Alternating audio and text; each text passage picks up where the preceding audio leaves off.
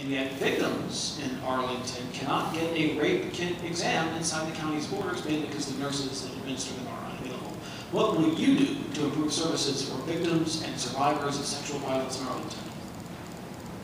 So I think that the county, we were endorsed by Katie, and Katie has taken a lead on this issue, and I've spoken to her about it, and I believe that it's about providing PERP kits and access to those, and having the nurses that are trained to actually administer those. I think that the delay that's happening is in the shortage of a lot of these nurses that can come in and actually take do the examination after. So I think that we have to find a way to expand that pool of nurses.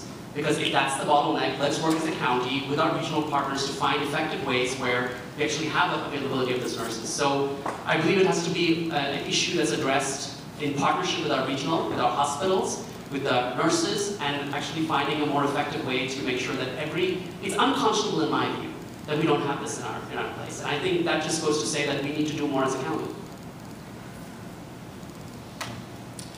Well, as a parent of an 8-year-old daughter, I wonder at times what her future will hold. And that's a very hard thing to say, okay? When I remember holding her as an infant, right when she was born. And thinking that anybody would want to do violence to her, right? That there's statistically a high chance that would happen. And I look at my 4-year-old son and think, am I doing the right job as a father to raise him to be the type of man who knows how to respect women and knows what the meaning of no is? Now, I think it's also completely wrong that we don't have these rape kits available at Virginia Hospital Center or anywhere else that they should be, and that a woman should have to then, after a humiliating, traumatic, violent episode, should have to then go all the way out to Fairfax for this. I think that we need to be looking at opportunities with the police to help intervene and educate people so that, again, this also goes into the schools about what lessons are we teaching young people, or making sure that they understand what they need to know to be responsible adults.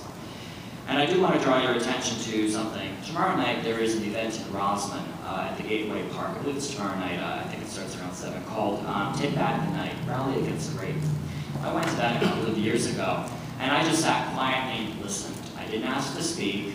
I just heard these young women's stories. And I thought, how many other women do I know in my life, in one regard or another, who went through something like this, but doesn't feel she can speak about it, and didn't get the support, or the respect, or the dignity, or the justice? I'd like to thank Ms. Crystal for her leadership on this. It is important that we get on the right side of this issue. And I'd also like to thank our Attorney General, Mark Herring. He has led an effort to find funding to make sure that we had thousands of rape kits that were sitting on a shelf, not being tested, not being processed, not in Arlington, but in the state. And he has advocated very strongly for that issue, so those are now being tested and processed, and hopefully we will find some of the perpetrators and prevent this from happening to other women. The statistics are horrifying. I was on the board of Doorways for Women and Families for 6 years. Doorways is one of the lead nonprofit agencies in the county on sexual assault. They run the sexual assault hotline. They train volunteers to accompany victims to the hospital and to begin the counseling and the healing process immediately. I would look to Doorways and their leadership on this, and to really make sure that we build the support and the coalition within the community to make sure that we take care of all of our members of the community. And to be perfectly honest, a lot of people don't realize this, it's not just women, actually. Rape is on the increase, sexual assault for men too, particularly young men. One of the hardest ambulance calls I had was the first time I was dispatched to a sexual assault victim. And the very challenging thing about that call is this person was clearly assaulted.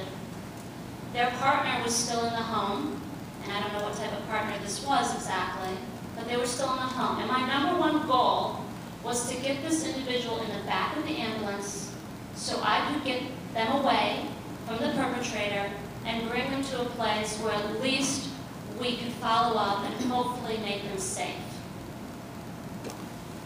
This wasn't something I did alone. This is something I did with a lot of training, because our police and our fire are trained in these situations to be able to respond to sexual assault, to domestic violence, and to mental health issues.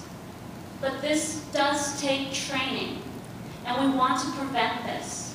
I will tell you, after that call, any other call when I was with my partner, when we ever just suspected that there was domestic violence, our first response was to get that person in the back of the ambulance and get them out of there.